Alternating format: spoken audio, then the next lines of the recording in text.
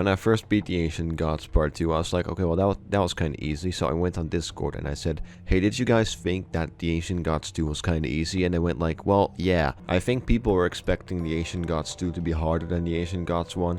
Like master level hard or fan-made master level hard. Talking about the fucking UAC Atlantica master level here. But I guess having a more or less difficult DLC isn't that big of a deal. I just feel like it kind of fucks up the difficulty curve when playing through all of them, you know? Like, just imagine you beat the Doom Eternal and you buy the DLC right after that, you beat the Ancient Gods 1 and you're like, alright, what's the next DLC got in stock for me? And it's just easier than the main campaign. Doesn't that kind of make you go like, that's kind of weird? And it is kind of weird that the second DLC is like easier than the first one. It doesn't really make any sense. The second reason why it's weird is because you're literally like going against the Dark Lord, and the last thing he throws at you are like stone imps. And if you don't care about lore, I guess that's fine.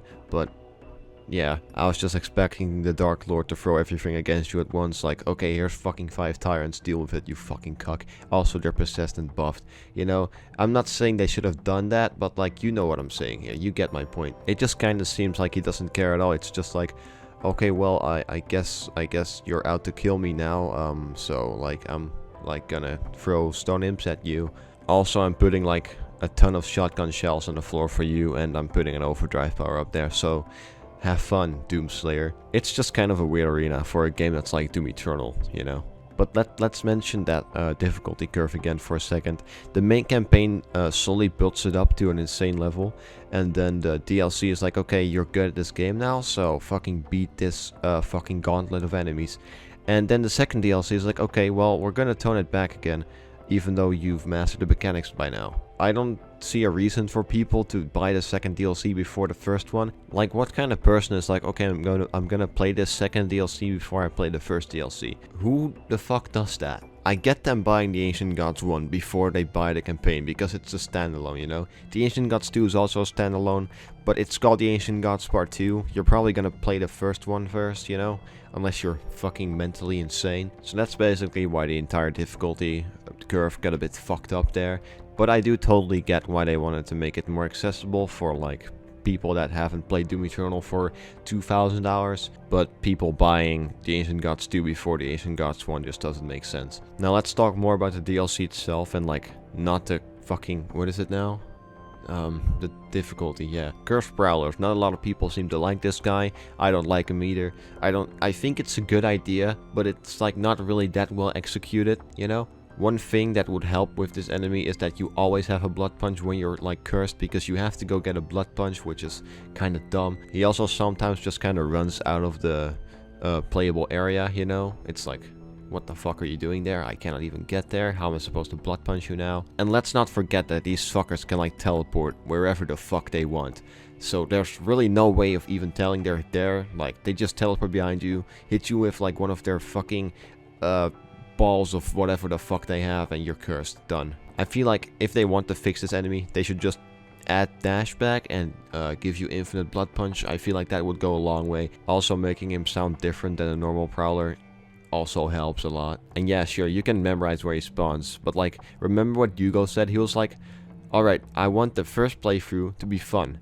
So how are you supposed to memorize where he spawns in the first playthrough? By dying 5 times? But to be fair to Hugo Martin, I did have fun that first playthrough. It was a lot of fun. What's another thing that doesn't make sense? Alright, Hugo mentioned that the Dark Lord wasn't like a mega demon fucking mega boss fight because it's in the DLC. And you know, that's completely understandable. Of course they cannot make a massive boss fight like the Icon of Sin in the DLC.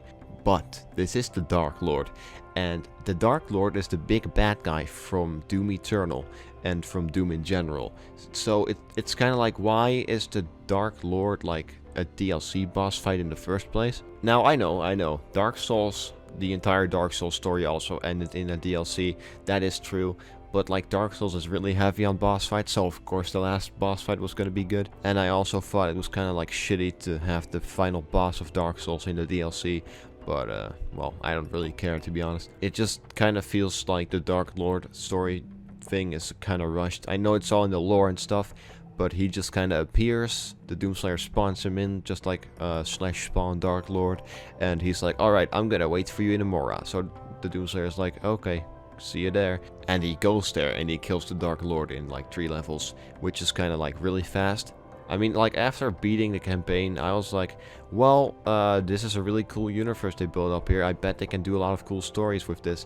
So they have one DLC where you awaken the Dark Lord, which is kind of cool. And then they're like, okay, you're gonna kill the Dark Lord now. Like, what? That's like the main bad guy of the universe you just built up, and you kill him in the second DLC. That's just, well, it doesn't make sense to me personally. You know what would have been cool if, like, the Doomslayer fights the Dark Lord and they both cannot win, so they're like, okay, we're gonna fight later, and the DLC ends. Because they did fight, the Doomslayer did go through those levels, and he got there and he was like, okay, I'm gonna kill you, but he fucking fails. And so does the Dark Lord. The Dark Lord also cannot kill the Doomslayer, so they just call it quits. That way you can make more Doom games and make the Doomslayer maybe more powerful, or whatever the fuck you want to do with that character. But now he's just kind of asleep in a coffin. They can still make a main bad guy, like a real bad guy, you know. They changed the voice back to mysterious voice after you kill the Con Maker, so they could still be a mega god, you know, for the next game. But I don't know, I don't really like what they did here. The mech is cool though.